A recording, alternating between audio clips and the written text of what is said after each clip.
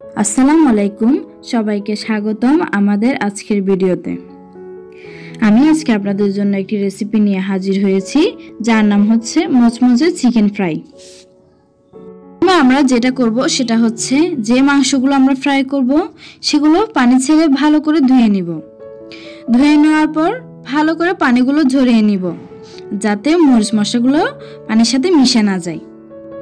এখন আমরা ভালো করে মুরগির মাংসগুলো পানি ঝরিয়ে নিয়েছি, আপনারা দেখতেই পাচ্ছেন। এখন আমরা মুরগির মাংসে যে মশলাগুলো দিব এগুলো একটু দেখে নিব। এখানে আমি নিয়েছি মিক্স মশলা গুঁড়ো, তারপর নিয়েছি হলুদের গুঁড়ো এবং মরিচের গুঁড়ো, তারপর নিয়েছি লেবুর রস 3 টেবিল চামচ পরিমাণ, আর নিয়েছি পরিমাণ মতো লবণ। এখন আমরা প্রথমে যেটা দিব সেটা হলো মশলা গুঁড়ো। আমি এখানে পরিমাণ মতো দিয়েছি। তারপর দিয়ে দেব হলুদের গুঁড়ো পরিমাণ মতো, আর পরিমাণ মতো দিয়ে দেব মরিচের গুঁড়ো। আপনারা আপনাদের মাংসের পরিমাণ অনুযায়ী মরিচ মশলাগুলো দিবেন।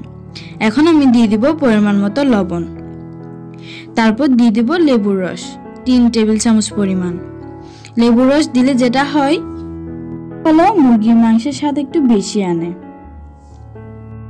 আমরা 2 থেকে 3 মিনিট ভালো করে মুরগির মাংসগুলো ম্যারিনেট করে নিব।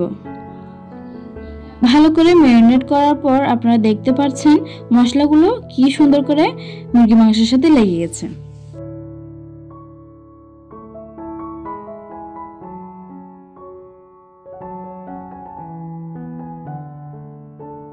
এখন আমরা ফ্রিজে 2 থেকে 3 ঘন্টার জন্য রেখে দিব।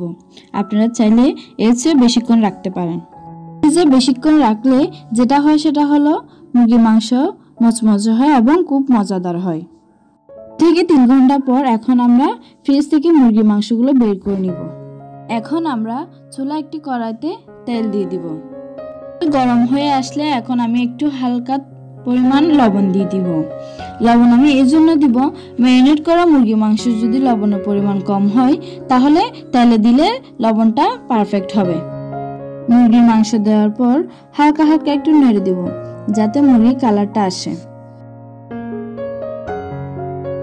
আপনারা দেখতে পাচ্ছেন মুরগি কি সুন্দর একটা কালার আসছে।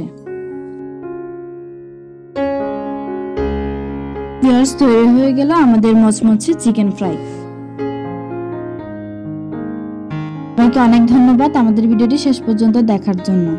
আমাদের ভিডিওটি যদি আপনাদের ভালো লেগে থাকে তাহলে লাইক দিবেন, আর কমেন্টে অবশ্যই আপনাদের মতামত জানাবেন, আর অবশ্যই আমাদের চ্যানেলটি সাবস্ক্রাইব করে রাখবেন।